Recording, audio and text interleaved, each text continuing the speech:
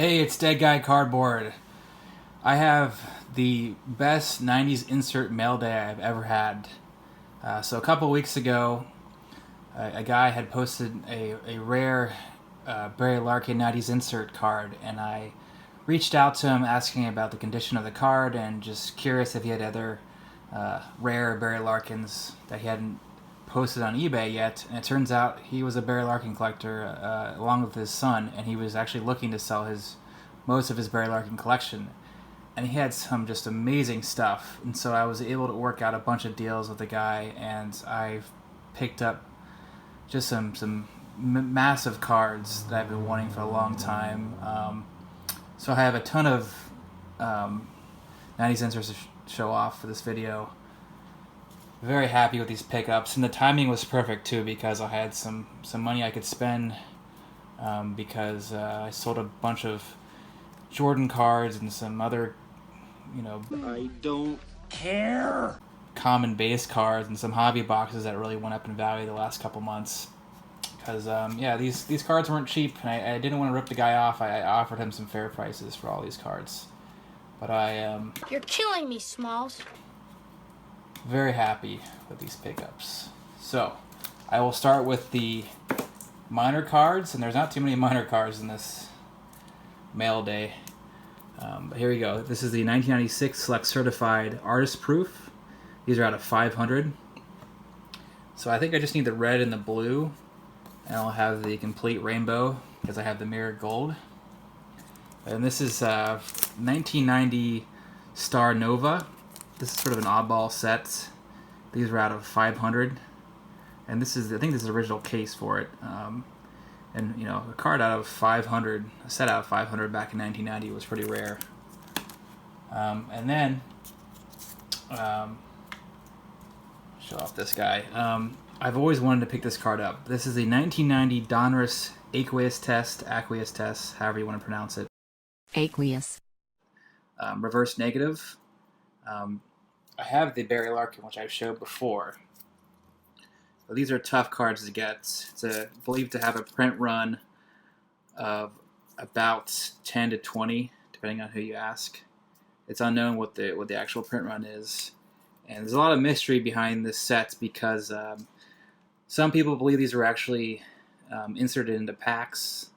There was actually some packs unearthed, I think back in 2003 or something like that, or 13. I don't remember when. But it's unknown really if these were actually supposed to be in packs. Like some believe these are actually a set from Canada. Some believe these are a test issue where they were testing the aqueous printing technique where you use water, and it's supposed to be better for the environment. I think a little better, or more. I don't know if it's more cost efficient or what, but all these Donruss aqueous test cards have a glossy front to them, which is different than the super mass-produced 1990 Donruss set. But this is the only card in the 1990 Donruss aqueous set that's a rookie card. And you can tell this aqueous test set was pretty early on in 1990 Donruss because this still has a reverse negative of Juan Gonzalez. It was later changed back to the proper way. So I've always wanted this card because it's the only rookie card in the aqueous test set. This card used to go for a ton of money back in the day when Juan Gonzalez was huge, and there's still a lot of Juan Gonzalez collectors out there. And then I picked up this card. Actually, it's even though it's 2000 Pacific, this is actually a 90s card because if you look at the premiere date, it says premiere date December 1st, 1999, and this is the 1 out of 37. The rarest one. I think I have all of the parallels for this card. So even though it's 2000 Pacific, it just makes it into the 90s, December 1st, 1999. And I picked up this 1999 Fleer Brilliance Gold. These are out of 99. This is the little brother, the cousin, whatever you want to call it, of the big boy. The Fleer Brilliance 24 karat gold out of 24. So it doesn't have nearly the shine as the 24 karat gold, but still a big card. And to me, this is one of the prettiest cards made. from the 90s, and I'm going to show off what I think could equal that in a little bit. And I got this card. This is the 1998 Upper Deck Bronze. These are out of 100. See right there. So yeah, just so many short printed serial number cards I picked up. This was not from the seller. This is from a different eBay seller. But this is the 1998 Pinnacle Plus Gold Artist Proof. Look at the shine on this bad boy. These are out of 100. This is the 1998's last year that Pinnacle made cards before they went bankrupt. And then I picked up this 1998 Topps Stars. This is a gold rainbow. The gold. This is out of 99, if you can see it. And this is an interesting set. Basically, this is a 150 card set that was distributed exclusively to Topps Home Team Advantage stores. So only certain hobby stores had this this set, this box, and actually each base card had a card serial numbered in 9,799 copies. So there's a ton of serial numbered cards in the set, and it's pretty hard to pick up a box of this nowadays. And of course, there's a very desirable version. I think it's called the Supernova Galaxy out of 5. Larkin does not have that card in the set, but it's pretty desirable for other players. And then I completed the Rave sets. This is the 1999 Thunder Rave. These are out of 150. So I was very happy to pick that up. So you got the 1999. This is the 1998. And in 1998, they changed the name from Circo to Thunder, but the parallel is still called Rave. This is 1997.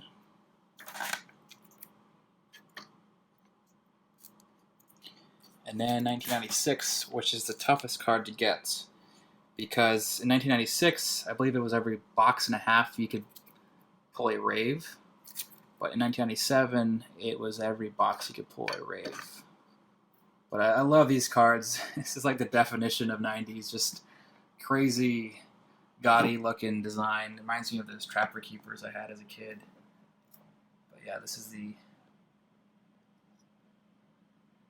complete set. 90s. And then I picked up, this is the 1998 Flair Legacy Row 3. This is a legit pack pulled version. You can tell it's the pack pulled version because this name has an embossing to it. So the ones that were backdoor do not have the player's name embossed on the back like this. So if you get one that just has the numbering here but not the embossing of the player's name here, that means it's a backdoored version. We don't have to worry about backdoored versions from 1997, but just from 1998 and I believe 1999. And then I picked up this 1997 Flair Ultra Platinum Medallion. These are out of 200. This is the first year for Platinum Medallion. These are big-time cards in the basketball world. Jordans go for a lot of money. But I completed the entire set. So this is from 1997. And then I picked up one from 1998. It's kind of a goofy-looking picture, but I kind of like it. These are out of 100. And then I picked up the 1999 one a little while ago, which I've showed off before. These are out of 99, so a little bit rarer than the one the prior year.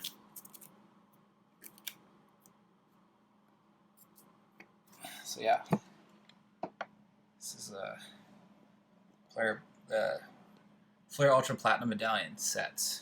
Do not have the master piece, the 101. And then we're getting some of the more heavy hitters I picked up. I don't pick up too many cards from 2000s. I just love the cards from the 90s. They're just cooler to me, the designs. But you gotta pick up a Central Credential when they pop up. This is from 2000. This is the Central Credential Future. These are out of 25.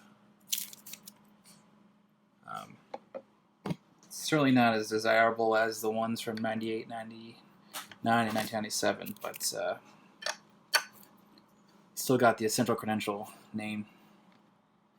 And then picked up this 1998 Fractal Matrix.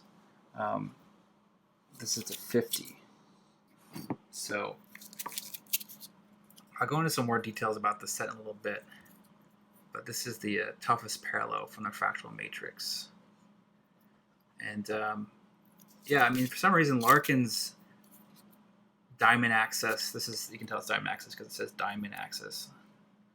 It has the blue background to it. But Larkin's isn't as cool as some of the other players. Some other players have like a different finish to it, different blue finish. But it's still a very tough card to pull. And then I picked up from this Larkin collector the 1999 Precious Metal Gems. I already have this card, but I just, I don't hoard the Barry Larkin cards. I just like one version of each card. You can't pass up Precious Metals. Just love this card. I don't know, maybe I'll sell one of them, but who knows? These cards are rising in price, especially the ones from 1997, which I did not have. So if anyone has one out there of a Barry Larkin, I'd be interested. And then another card I already had, but it's an upgrade, is this. Love this, the Grand Finale. These are out of 50. They're not serial numbered, but you can tell this is a Grand Finale because you can see how this part's gold. And this is the regular gold, where this part is not gold. It's just like a regular, silver background. Yeah, this is definitely an upgrade from other Grand Finale I have. These die cuts are pretty tough to get in nice condition, but this card looks sharp. And then, so this is a card I've been looking for a long time. Barry Larkin doesn't have too many cards short printed to 20 or less from the 90s. I don't have any of his 101s. Those are just tough to come by from the 90s. I do have his Bowman Chrome Golden Anniversary from 1998. Those are out of 5. I do not have the Fleer starting 9, Fair Tradition starting 9 out of 9. But then there's some out of 20. And I picked up this bad boy. It doesn't look like much. It's the 1998 Pacific Paramount. These are actually numbered out of 20. Hand numbered. You could get this at the, it was I think it was the Philadelphia National at the time, 1998. You can only pick this up there. It's called the inaugural issue. You picked it up on May 27th, 1998. And they were all hand serial numbered to 20. So this is 6 out of 20. You can barely see it. These are low-key tough cards to get. Thrilled to pick up that card. Even more thrilled to pick up Larkin's other card, numbered 20. This card I missed out on a couple years ago. I was so bummed. It was one of those situations where I had it on my watch list, and I think I was at a restaurant or a bar or something, and I totally forgot about it. And when it was selling and it was counting down. But this is the 1998 Fractal Materials. These are out of just 20. Great looking card, really nice shape. One of the coolest die cuts from the 90s. So to go back to, if I can find it, the other Fractal Matrix I had. seemed to have disappeared. Oh, right here, duh. So this is the fractal matrix, and this is the fractal materials. So the difference between the two is fractal matrix cards. You can see it says matrix right here, and this one says fractal materials. This came from 1998 Leaf. This is the shortest, most short printed card from that set. If you don't count the Donruss Crusades out of 25, which you could also pull from 1998 Leaf. But the fractal materials was the toughest card. The Diamond Axis fractal materials was the toughest card to get out of 50 from that set. But then, also 1988, this is a separate set. It was called the Fractal Materials. This is a completely different hobby box. Very similar design. You can see like the logo in the top left corner, and the backs are identical. But this is a different set. You can see it says materials. And these, a lot of these cards were actually made of different materials. So this Barry Larkin was made out of plastic. These cards are just made out of basic cardboard stock. And then there's some wood ones. I think there's some silk. There's all kinds of different materials. So very similar looking cards, but from two different sets. Both are tough to come by. And then another just card I've been looking for a long time that I missed out on years ago. This is a big time card, a top 5 card, I think, from the 90s. I consider it to be a top 5 card. Let's get a closer look at this guy. This is the 1997 Pinnacle Totally Certified Platinum Gold. Look at the shine on this thing. These are out of 30, which back in 1997 is just super, super tough. There's one on ComC where it's a like a backdoor version that doesn't have the serial numbering on the back. This is actually a pack pulled card. Super tough card. Defined. It's a classic looking card from the 90s. And then I picked up a card I've been wanting for the longest time. I just wanted any version of this card, really, like a common player or Hall of Fame player, because Larkins never pop up. I feel like certain players are really tough to find from the set, like Ryder Clemens as well, because I've been following these cards for a while. But I picked up the 1997 Finest Gold Embossed Refractor.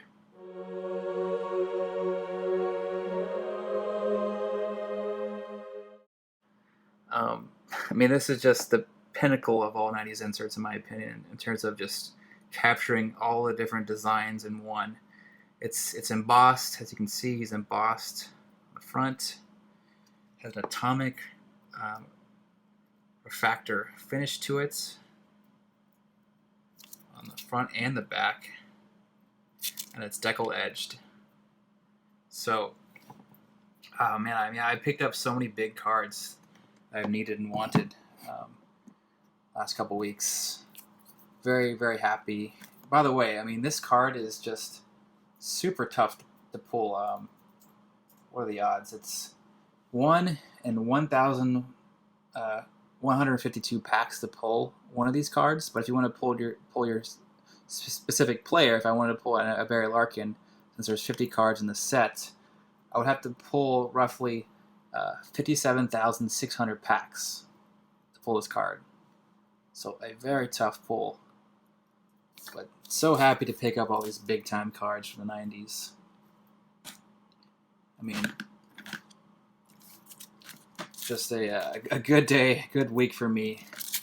And timing was right too. So that's it. Hope you guys enjoyed.